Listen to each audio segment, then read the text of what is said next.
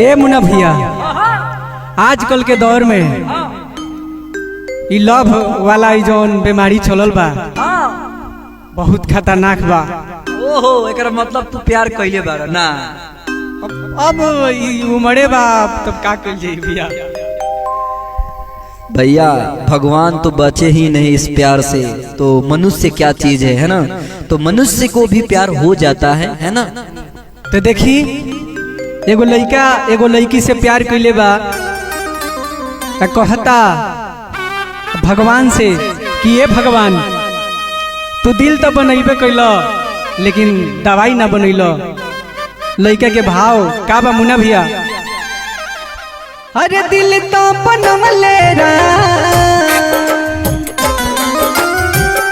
दिल तो बनवले राम, दिल तो बनवले राम, बनवले न दिल के दवाई ए विधाता हो, बनवले न दिल के दवाई। अभियो से देता अपना, अभियो से देता अपना, विधि के विधान के मिटाई ए विधाता हो, विधि के विधान के मिटाई ए विधाता हो, बनवला न दिल के दवाई।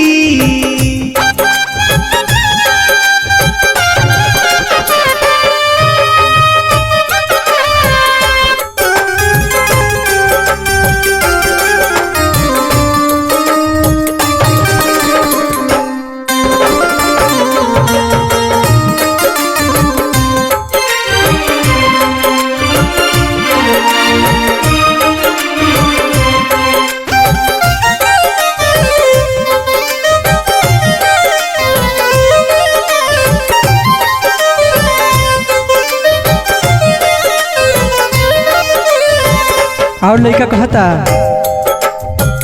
काहे करे प्यार लोग कोई के नहीं नहीं, हमारा बुझाइल जब होई गई घायल।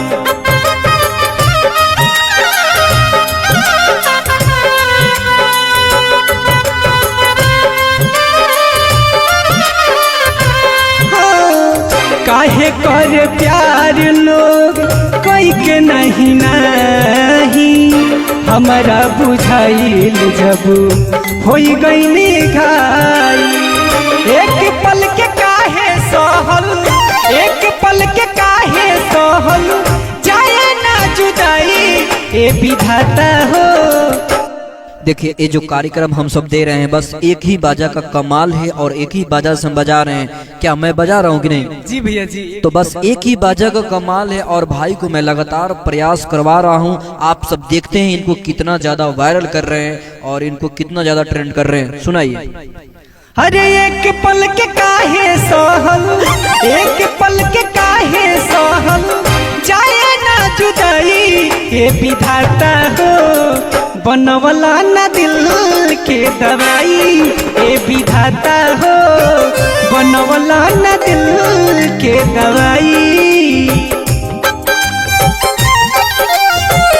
वाह वाह क्या बात है।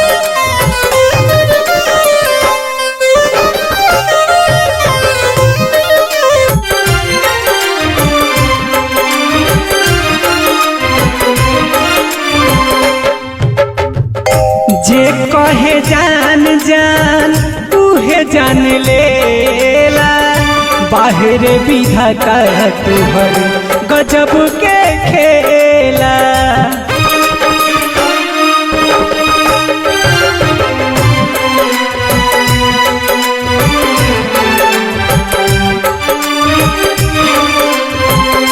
जे कहे जान जान उहे जान लेला, बाहर विधाता तुहर गजब के खेला। जिनकी बनवला त दिहला,